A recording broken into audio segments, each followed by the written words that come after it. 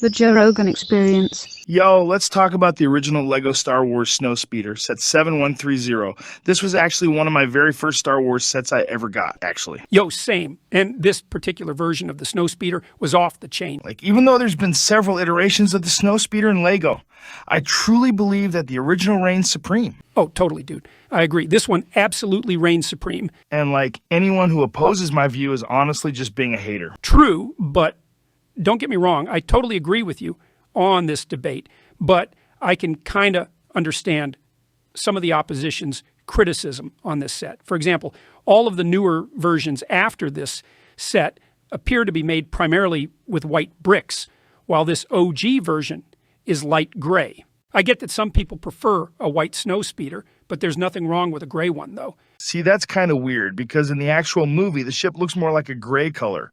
But I don't give a shit about that.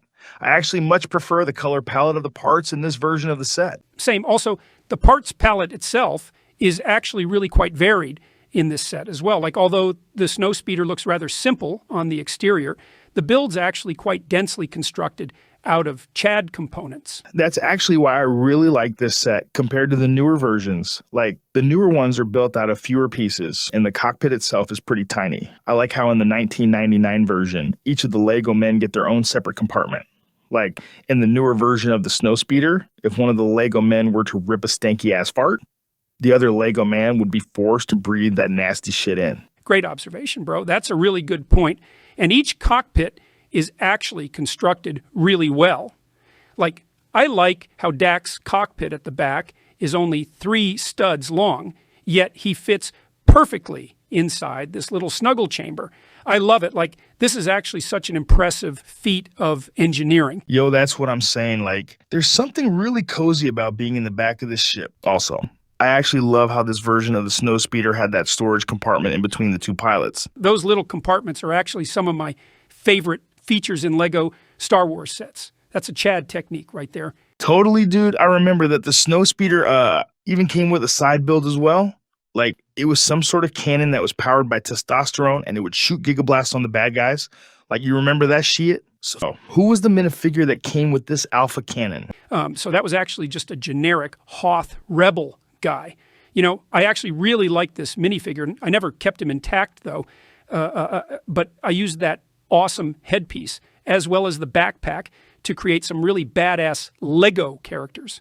Shit was hella useful and provided value in my life. It provided value in my life as well. Back in the day, I actually used all of the pieces in this set to make dozens of creations. I remember using those gray wing pieces, the slopes, the boom boom cannon pieces, and the transparent brown windshields to make all kinds of badass spaceships.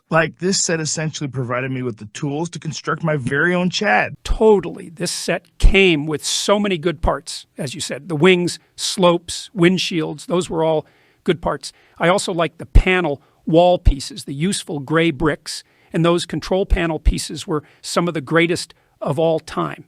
I also thought it was so cool how this set had orange pieces, which were totally new at the time. I nearly shat my pants when I first saw this new color back in 1999. Fuck. Yo, same. I had the same experience as you in this situation. I don't know what it was, but those goddamn bloody orange Lego pieces nearly made me have an accidental discharge in my fucking trousers as well. What is the explanation for this? Does anyone know? Nah, man, shit's a total mystery. We'll never get an explanation for this naturally occurring phenomenon. So, what were this set's alternate builds? This set's alt builds were decent. So you could either build this giant rebel catapult or this rather interesting ship. These are actually somewhat decent. The catapult is a bit mid, though. My favorite part is probably that mega Q-tip that the minifig is holding. Shit like that intrigues me. Me too, dude. I also wonder what the usage of the Mega Q-tip is for as well.